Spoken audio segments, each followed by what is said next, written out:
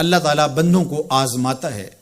پرکھ کرتا ہے، امتحان لیتا ہے، طرح طرح کی نعمتوں سے اسے مالا مال کرتا ہے،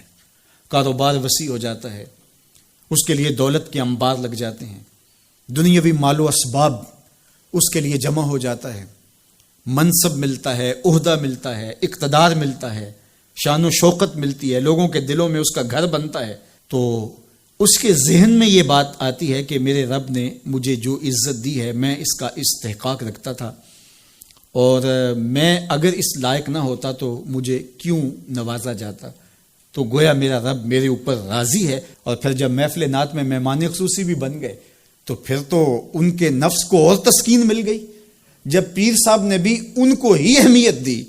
تو پھر انہیں لگا کہ واقعہ ہی ہمارا رب ہم پہ راضی ہی ہے، تبھی تو ہمیں مذہبی طبقوں کے اندر بھی اہمیت مل رہی ہے، حالانکہ وہ جانتے ہیں کہ ہم نے یہ دولت کیسے حاصل کی ہے، وہ جانتے ہیں کہ ہمیں سجدے کی توفیق نصیب نہیں ہے، وہ جانتے ہیں کہ آج اس محفل میں مہمان خصوصی سے تو کل ہم شراب خانے میں تھے، انہیں پتہ ہے، لیکن اس کی طرف توجہ نہیں جاتی، سوچتے نہیں ہیں، بلکہ وہ یہ سمجھتے ہیں کہ ہمیں یہ جو عزت مل رہی ہے یہ اللہ تعالیٰ کی طرف سے ہماری کسی قبولیت کی وجہ سے یہ عزت ہے، حالانکہ یہ ان کی آزمائش تھی، ان کا امتحان تھا۔ دوسری بات، وَأَمَّا إِذَا مَبْتَلَاهُ،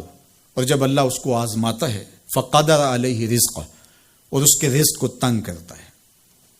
اس کو آزمائش کی بھٹی میں ڈالتا ہے، فَيَقُولُ رَبِّي أَهَانَنِ،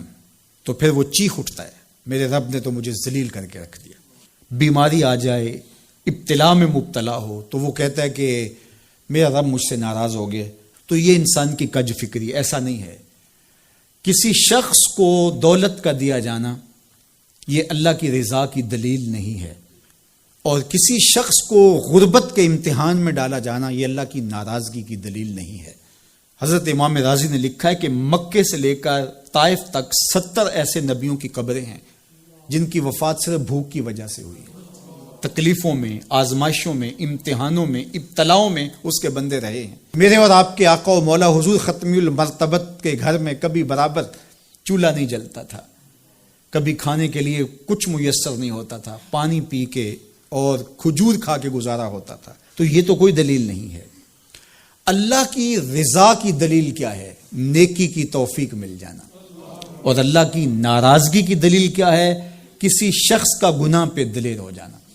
کوئی بندہ گناہ پہ دلیر ہے اور معصیت،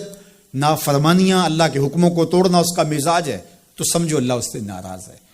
اور اگر کسی کو اللہ نے سجدے کی توفیق دی ہے، کسی کو اللہ نے اپنے راستے میں خلوص کے ساتھ خرچ کرنے کی توفیقات عطا کی ہیں، حلال حرام کی تمیز اس کو عطا کر دی گئی ہے، تو پھر سمجھ لو کہ اللہ اس پہ راضی ہے۔ باقی رہی بات کہ کسی کو دولت کا زیادہ دیا جانا، کسی کو کم دیا جانا، تو یہ آزمائش ہے۔ اب جو اہل ایمان ہیں، اللہ کے بندے ہیں، وہ کیا کرتے ہیں؟ جب دولت زیادہ ملتی ہے، اقتدار ملتا ہے، منصب ملتا ہے، تو صرف اللہ کے شکر کے دائرے میں آ جاتے ہیں، اور جب مصیبت آتی ہے، تکلیف آتی ہے، اذیتوں میں مبتلا ہوتے ہیں، تو پھر وہ یہ نہیں کہتے کہ ہمارے رب نے ہمیں ذلیل کر دیا، بلکہ وہ اس پہ صبر کرتے ہیں اور اللہ کے حضور دعائیں کرتے ہیں، التجائیں کرتے ہیں کہ مالک تو نے جو جس آزمائش میں ڈالا ہمیں پورا اترنے کی توفیق نصیب فرما، ہماری سفید پوشی کا بھرم نہ ٹوٹے، اور ہمیں اس مشکل وقت سے بچانا کہ جب ہماری یہ غربت ہمیں کفر تک لے جائے۔ اور جب ان کو دولت مندی دی جاتی ہے تو وہ ڈرتے ہیں کہ اللہ ایسا نہ ہو کہ یہ دولت ہمیں فرعون بنا دے،